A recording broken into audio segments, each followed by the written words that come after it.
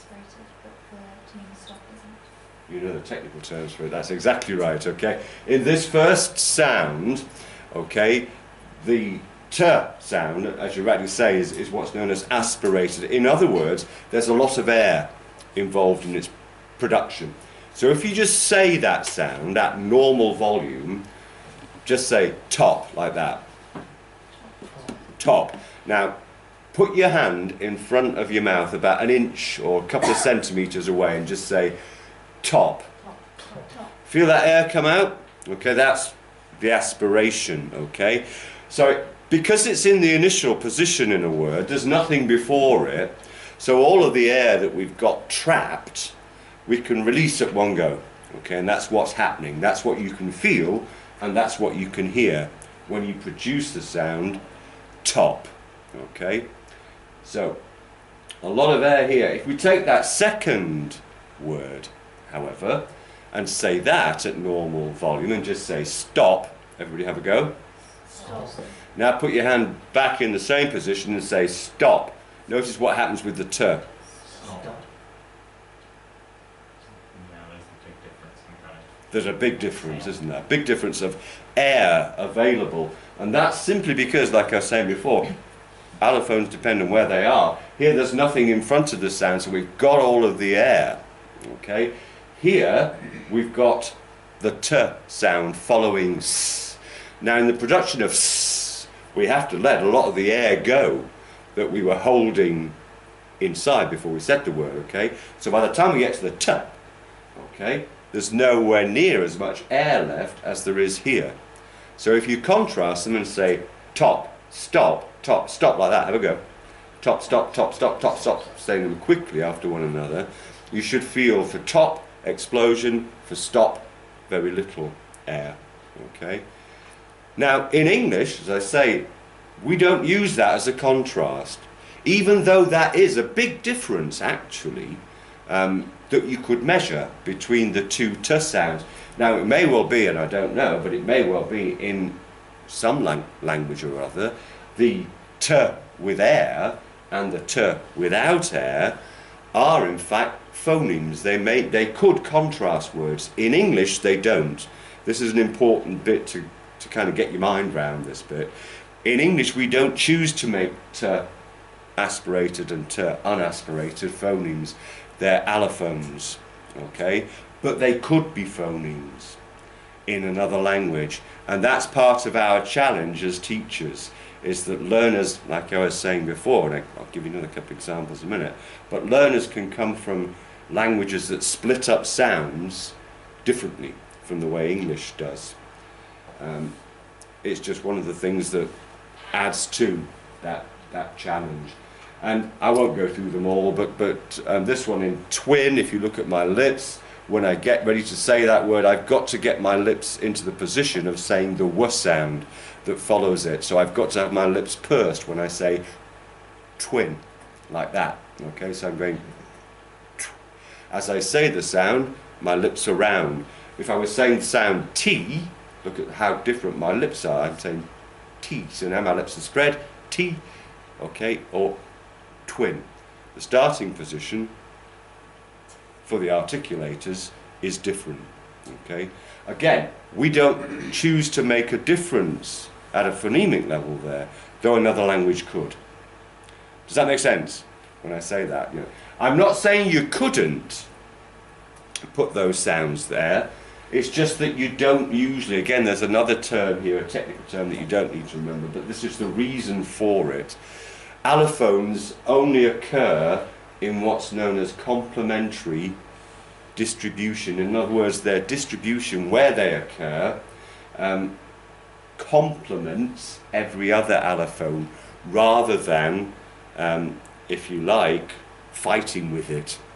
Okay, so they only occur where they're comfortable to occur. In other words, the t in twin with lip rounding will only occur where lip rounding is needed and not when it isn't. Okay, so whenever I've got a sound that is a combination, a word that has a combination of these two sounds, t and w, one after the other, I'll always have to make the lip rounded t. I'll always have to go before I can say it.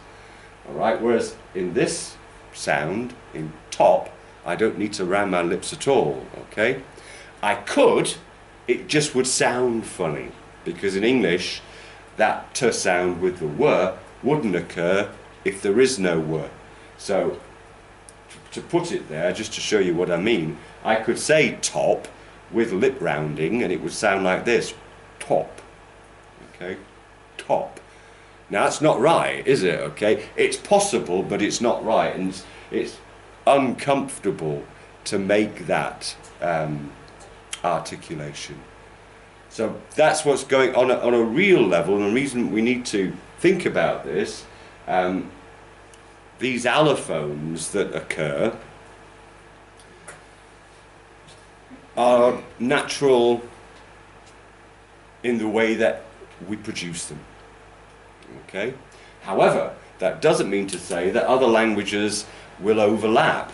They may to some extent, but they may not overlap in certain ways. Now, a fairly obvious one is that the sound itself that exists in English may not exist in the learner's mother tongue. In other words, it may be an alien sound, like I was talking about before. Let's take a for instance. So in English, we have two contrasting phonemes, b and p and b, which we use a bit like we saw with t and d to create lots of contrasting words. So pin and bin would be a minimal pair for p and b. So that shows p and b are phonemic in English. They both exist, and they both contribute to the significance of a word. Okay? And English speakers, therefore, take these sounds for granted. Okay? They simply become used to hearing them and used to producing them. If, though, you're an Arabic speaker and you want to learn English, this here presents you with a problem, because the p sound, the p phoneme, doesn't exist in Arabic. B does, okay, very similarly to b in English, but there's no corresponding phoneme, as we'll come on to in just a few minutes. P and b are kind of like a pair of phonemes in English. They're almost identical, apart from one factor that we'll come back to shortly. However, in Arabic, we've got no p sound. Now, initially, what that means is that the p sound in English is not only difficult to produce for Arabic speakers, it's actually difficult to hear. Because it doesn't exist in your mother tongue, you've never got used to hearing it, so you've never, in effect, practiced it as a sound, either through listening or through producing, and so therefore it's tricky. And that will be the same for us as English speakers if we were trying to learn another language that had phonemes in it that we don't have as phonemes, and I'll come back to that again in a second.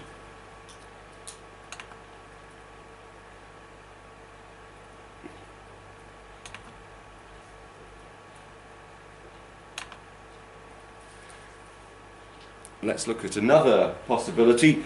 Could be allophone distribution. So, for example, ul and ur are different phonemes in English, but exist much more like allophones in Japanese. In other words, they're like the t sounds that we just talked about, the aspirated and unaspirated t, or the t with lip rounding, that we can't really perceive as being different. This is why Japanese speakers, and indeed from several Oriental languages, it's the same kind of condition in their first language. Ul and ur are allophonic, and so therefore they're not used to being listened to. And so Japanese learners of English consequently have a problem with ur and ur. They tend to get them mixed up. They tend to be hearing them randomly and producing them randomly. Okay? The reason for that is this. Does that make sense so far? Yep? Okay. So, let's then think about the other main subdivision at a segmental level, and it's this one. In any natural language, when it comes to pronunciation, we've got two broad categories of individual sounds that we can examine and classify and group together. They are consonant sounds and vowel sounds. Now, the key thing to be careful of here is that we're talking about sounds, not alphabet letters. Okay? For historical reasons, the English alphabet is potentially quite confusing and not really as efficient as it could be. One of the reasons for that is that there's a mismatch between the number of sounds that there is in a language and the number of letters, and that's definitely the case with English. There are many more sounds than there are letters, and that's particularly true of this subset, the vowel sounds. What's the difference then? So consonant sounds, it's possible to come up with a broad definition using this particular pattern. In a consonant sound, there's some kind of either direct stoppage of the airway, or there's some kind of narrowing of it, and we'll look at some examples in a second. But in this sound that we've already been talking about, in the p sound, watch what happens when I produce that sound. What I do is this, I go p. Okay? Now what I've done there is to stop the air. Okay? So I hold the air behind my lips, okay, and then I suddenly release it. So p, like that. Okay? The same thing with b. So that's a direct obstruction. Or we can have where the articulators are close to one another.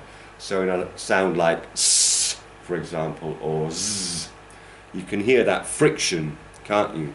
And that's because a couple of the articulators, as we'll come back to, are close to one another. They're not completely stopping the air, as with p, but they are obstructing it still. So that broadly is what consonant sounds are. And then vowel sounds are quite different. They're not directly obstructed, and they don't have stoppages, and they don't have that kind of friction. Vowel sounds, as we'll see, are produced by the overall volume of the mouth and where the tongue is and where the lips are. Okay, which will become apparent as we try some examples.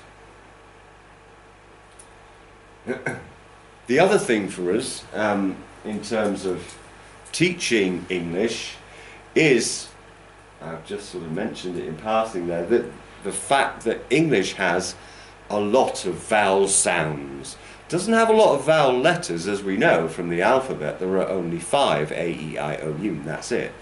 But those 5 vowel letters, and this is one of the reasons why the spelling system isn't fantastically efficient, those 5 vowel letters have to somehow or other combine together to create 25 vowel sounds, because that's how many vowel sounds English has. Okay, and that should therefore be apparent to you that there is going to be a mismatch. If you've got 5 letters but you've got 25 sounds, then therein lies that challenge.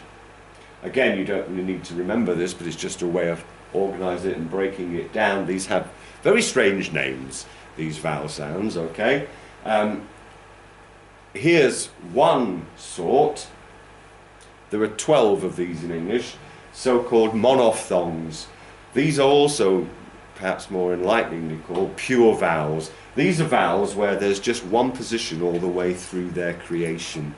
And these can be long or short. So this symbol here, and don't worry too much about symbols yet, this is the vowel sound E.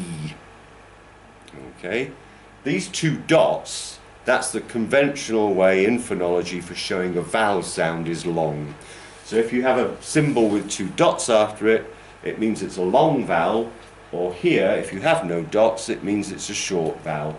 So this is the sound A, as in bat. Okay, so E, you can hear it, can't you? That's quite a long vowel, and A, that's quite a short one. E, A, like that. Okay, but they both involve just one position. So this, I think it probably comes from Greek or something like this originally. Monophthong means essentially mono, one position, thong of the tongue. Okay, it just means one position of the tongue during the vowel. So in E, the tongue doesn't move. Okay, and the same in A, the tongue doesn't move. So we can have those pure vowels, which all the world's languages have. But the majority of the world's languages, in fact, are quite happy to get away, if that's the right expression, or to include this kind of vowel. A pure vowel where the tongue is in the same position and the articulated in the same position all the way through its production. However, English is not, or has not historically been satisfied with just that category, and it has another couple. It has what are known as diphthongs. So here we've got di as opposed to mono, so you can probably work it out by extension what's being meant here. If mono is one position, then di is two positions. Okay, so a diphthong is a vowel made up of, in fact it's a double vowel. It starts in one position and then glides to another. So that's the kind of key thing for a diphthong. And here's an example of it. This one, air, like that, and air. Okay, so I'll slow it down. So you're gliding from an initial to a final position and going air. No consonants there. Okay, just two vowels, but a glide from one to the other. There are 8 of these in most accents of English. So 12 plus 8, you can see we're already getting up there with the numbers. Okay, that's 20 already. And just to make things even worse for our learners, there's also a smaller subset of just 5 kinds of vowel known as a triphthong, which, as the name suggests, is 3 vowel positions. So here's an example of that. Both of these words, our and our, are pronounced like this. So a or you're moving through 3 positions there. So a or ow, like that if I slow it down, and our if I say it at normal speed. Okay, very few of the world's languages have those. Okay, quite a few of them don't have diphthongs. And that is where, again, for us as a teacher, the challenge will come in. We'll have to, I'm sure, spend some time helping learners with diphthongs and triphthongs when they come to this area of the language, because it's likely that, as I say, they won't have them in their mother tongue.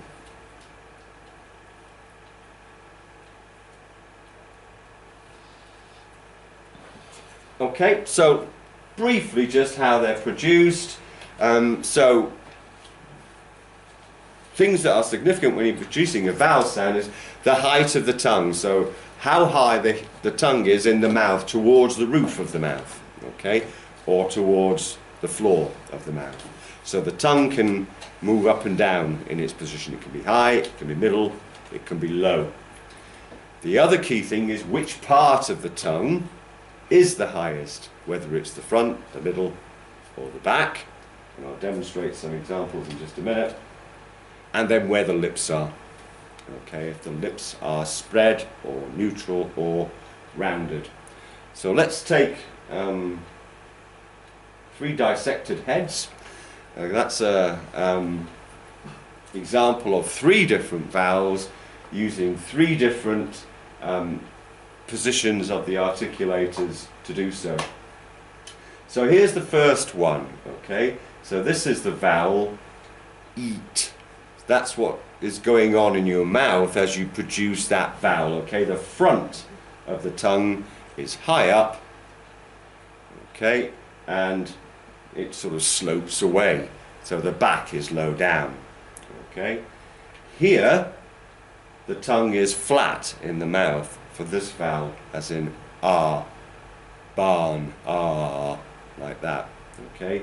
Here, the back of the tongue is high. Notice the difference between here, front of the tongue is high, here, back of the tongue is high, okay? And this is the vowel oo in cool, okay?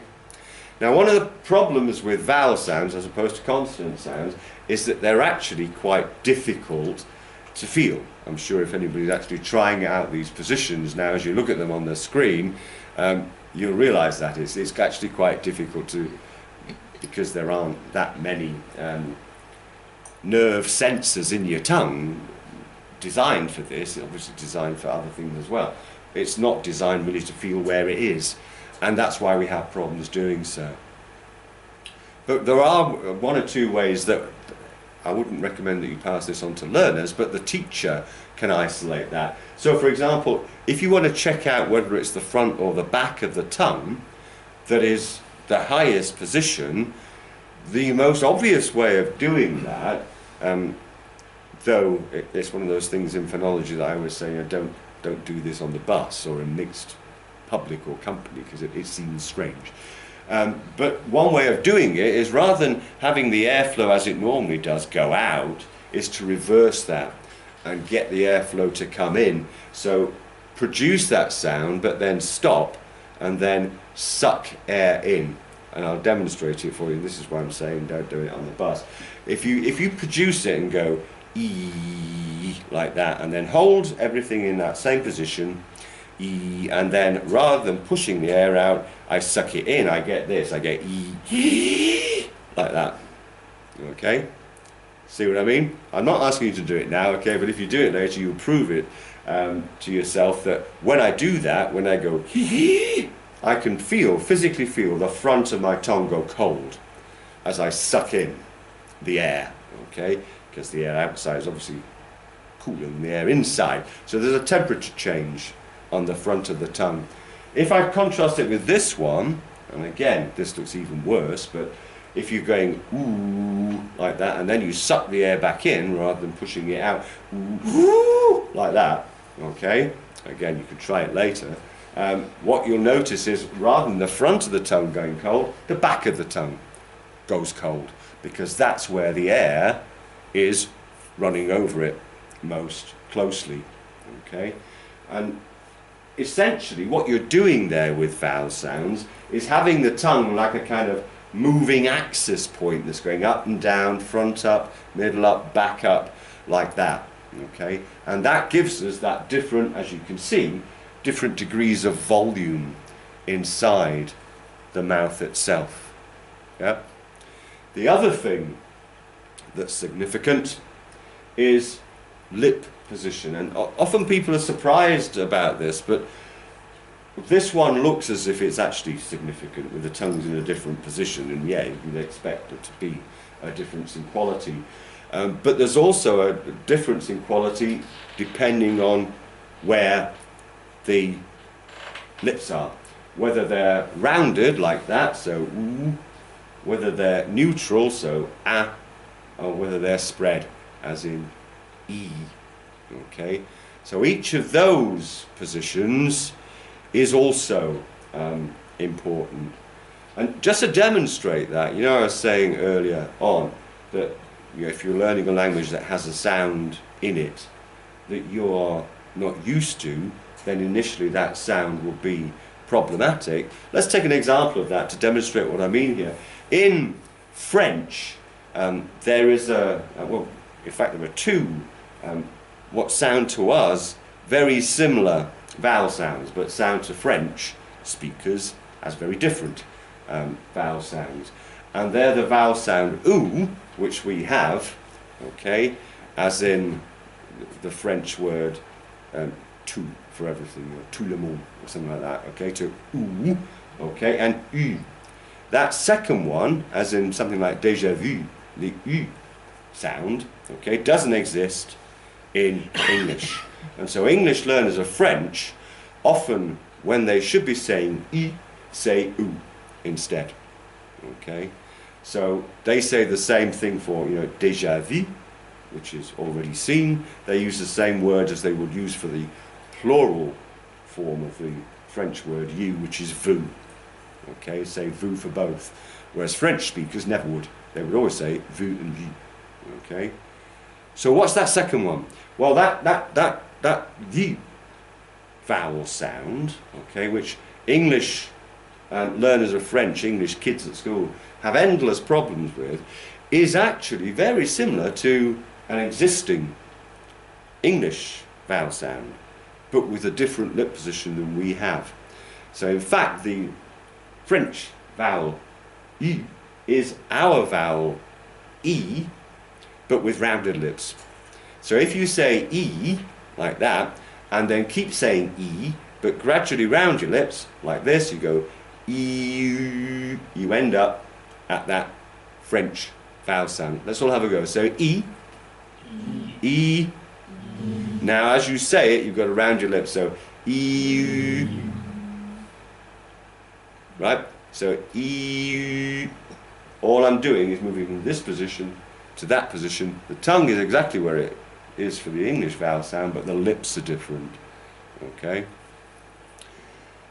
It only takes a second or two to actually explain that, doesn't it? I mean, you could tell that to English, you know, kids learning French, and they'd never have a problem with it. But unfortunately, most French speakers, most French teachers, and teachers of language in general, tend not to know that much about phonology, and so therefore racking their brains about how to teach this. That's how to teach it. Just tell them, you know, it's E, but just round your lips. E, there, you've got it. Okay, you can go away and practice it.